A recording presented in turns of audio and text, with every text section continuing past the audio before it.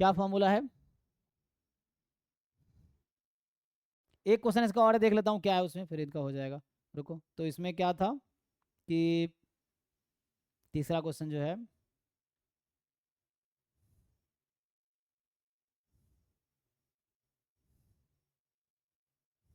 अच्छा इतने सारे क्वेश्चन आ गए। लास्ट में 3, 5, 7 2n+1 की सीरीज कहाँ कन्वर्ज करेगी? n upon this.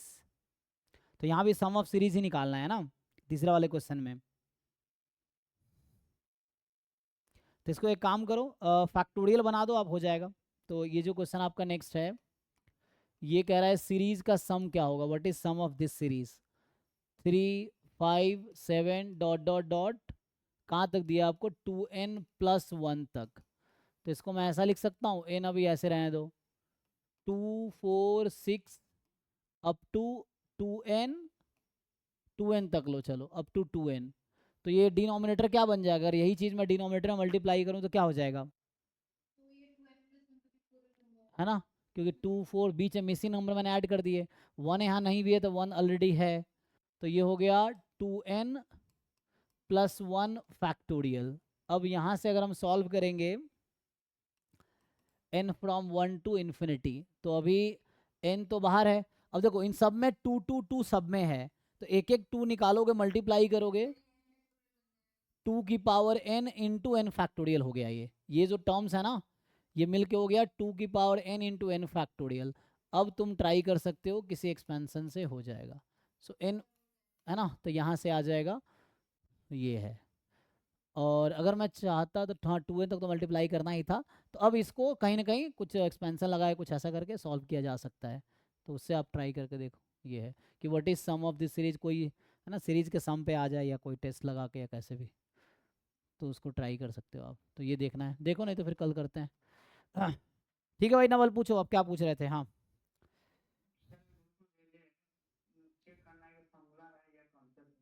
ये कौन सा वाला ये question?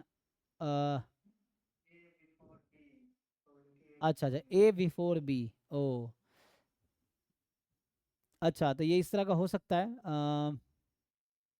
A occur before B। हाँ, एक क्वेश्चन हमने किया था ना उस दिन, जैसे मान लो कि 2 occurs before 3 और 5, ऐसा कुछ क्वेश्चन था। तो उसका आंसर क्या आया था, याद है? वेरीफाई कर लेते हैं उससे।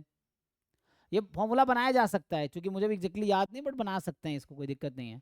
तो ये जो कह रहा है A before B, उसमें था कि 2 occur before 3 और 5, तो इसका आंसर हमने क्या लिखा था, 1/6।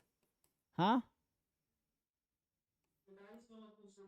हाँ हाँ, तो उसमें क्या आंसर आया था, 3 और 5 का मतलब 2 था। दूसरे बार में यहाँ 4 ऑप्शन हैं, 1, 2, 3, 4, 4/6, 4/6, है ना, ये चलता रहेगा। तो ऐसे चलता रहेगा, 4/6, 3/6, 3/6। तो ये है ना, 3 ऑप्शन है, 3/6 मतलब 1/2। तो ये चलता रहेगा, तो A/1 - R, 1 तो 1/6, 1 - 1/2 हो गया ना। सो 1/6, 1/2, 1/3 आ गया ना। चलो उस फॉर्मूले चेक करते हैं।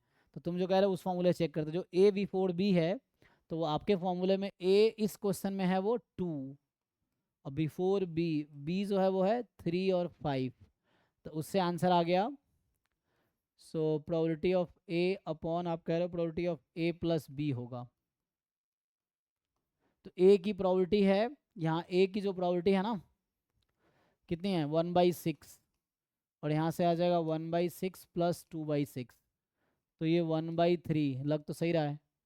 तो इसका मतलब ये है, इसको डिराइव किया जा सकता है ना। तो वैसा आ जाएगा। उसकी वजह ये है, इसको प्रूव कर सकते हैं, सही फॉर्मूला, वेरीफाई तो हो रहा है इसके लिए, लेकिन इसको प्रूव कर सकते हैं। प्रूव करेंगे तो उससे क्या होगा, probability A occur before B, है ना। तो इसको अगर सॉल्व करोगे, जैसे हमने A हमारा वो था, तो अगर सॉल्व करोगे तो क्या होगा, या तो पहली बार में ही A आ जाए, एक ये है कि पहले आउटकम में ही A आ जाए। दूसरा है कि यहाँ पे ना तो A आए ना B आए, कोई A complement intersection B complement, A आए B कुछ भी ना आए, है ना, फिर A आ जाए, क्योंकि A आकर होने चाहिए बिफोर B, है ना। तो यहाँ जो हम सॉल्व करते हैं, हम क्या बोलते हैं कि यहाँ पे दो, तो यहाँ या तो 1 आएगा, या कितना आएगा 2 3 5 2 1 4 6 आएगा। तो ए बी कॉम्प्लीमेंट है, तो यहाँ पे आएगा ए कॉम्प्लीमेंट बी। फिर तीसरे केस में वही बात, A complement intersection B complement, A complement intersection B complement, फिर ए आएगा। तो ए अकर्स बिफोर, यही ना। तो इससे सॉल्व कर लो, प्रूफ हो जाएगा। मैं प्रूफ कर रहा हूँ उस फॉर्मूले को, देखो। तो यहाँ आ जाएगा probability of A complement intersection B complement into probability of A, यहाँ आ जाएगा probability of A complement intersection B complement का square into probability of A, और चलता रहेगा इनफाइनाइट तक। तो इससे आ गया, तो देखो जैसे फॉर्मूला लोग कैसे बनाते हैं, तो ये प्रूफ लिख रहा हूँ मैं कैसे बनाते हैं लोग फॉर्मूला। तो ये जनरलाइज हो जाएगा, P A upon 1 minus R. R क्या चल रहा है, probability of A complement intersection B complement. अब बताओ क्या हो जाएगा ये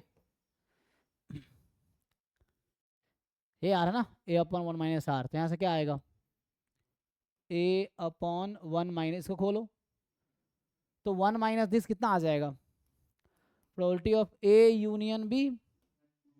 और इसको जब, क्योंकि कॉम्प्लीमेंट है ना, तो कॉम्प्लीमेंट का कॉम्प्लीमेंट लग जाएगा, यूनियन हो जाएगा।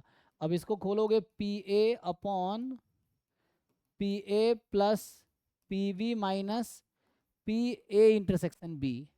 अब जैसे जैसे यही क्वेश्चन देखो, अगर मैं बोलूँ तुमसे कि एक डाइस को रोल किया, तो क्या ऐसा हो सकता है एक बार में 2 और 3 दोनों आ जाए, जीरो है ना। तो इसीलिए इसका इंटरसेक्शन की प्रोबेबिलिटी जीरो होना पड़ेगा। तो उस केस में ये प्रूफ हो गया तुम्हारा, P A plus P B, और अगला ये जीरो हो गया। तो यहाँ क्या आ गया, ए इंटरसेक्शन बी की प्रोबेबिलिटी जीरो है। जैसे यहाँ पे भी वो चीज़ है यहाँ पे, कि अगर बोले कि मैंने ए हमारा है, ये इवेंट ए है, इवेंट ए है, यहाँ देखा ना इवेंट ए है। अब बोलेगा ए इंटरसेक्शन बी की प्रोबेबिलिटी बताओ, तो यहाँ से देखो ए इंटरसेक्शन बी की प्रोबेबिलिटी कितनी है, जीरो है। यहाँ 2 है, यहाँ 3 5 है। तो इसीलिए तो सही कह रहे हो आप, है ना। तो आपने जो कहा वो ठीक है। सो प्रोबेबिलिटी, हाँ हाँ, राइट राइट।